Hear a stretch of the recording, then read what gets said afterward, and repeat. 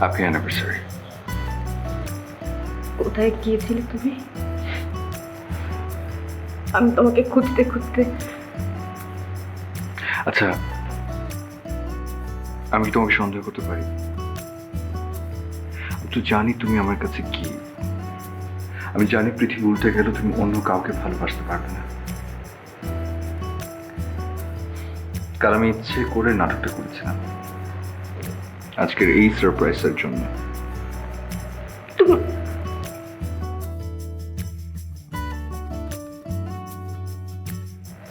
Happy anniversary. I love you. Love you two.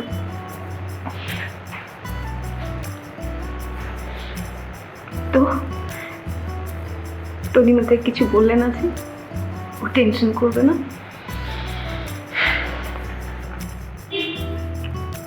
আমি এই চাকরিটা করবো না। কেন? আমি সেটা নিয়েও আলোচনা করবো না। আমরা আজকের দিনটা সেলিব্রেট করবো। আজকে আমাদের অ্যানিভার্সারি। 1 বছর আগে ঠিক এই দিনে আমরা দুজনার হয়েছিলাম। চলো কেকটা কাটি।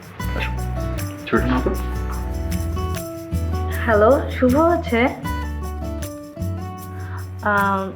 আমি আসলে ওর অফিস থেকে বলছিলাম। ও আজকে অফিসে আসেনি, আবার ওর ফোনটাও একটু অফ পাচ্ছিলাম। আর ওর সিভিতে এই নাম্বারটা ইমার্জেন্সি নাম্বার হিসেবে ছিল। আপনি কি ওর খালা বলছিলেন? ও আচ্ছা, সালামালাইকুম। আচ্ছা, আপনি কি জানেন যে ওর মোবাইল অফ কেন, অফিসে আসেনি কেন, মানে কি হয়েছে ওর?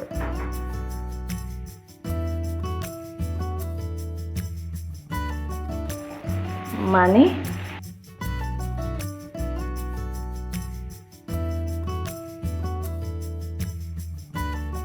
হ্যাঁ, এখন বলো তোমাদের কি শাস্তি হওয়া উচিত?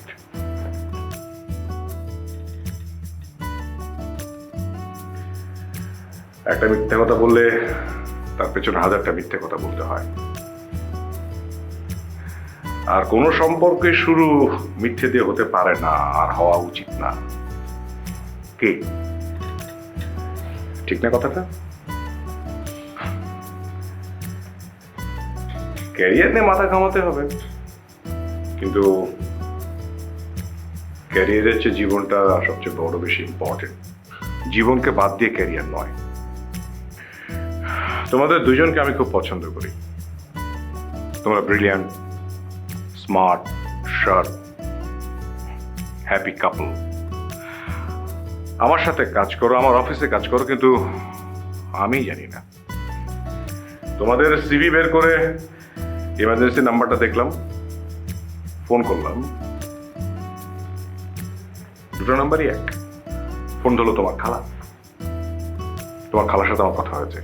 ইনফ্যাক্ট তোমাদের দুজনের পরিবারের সাথে আমার কথা হয়েছে। আমি তোমাদের ব্রিজ হতে চাই।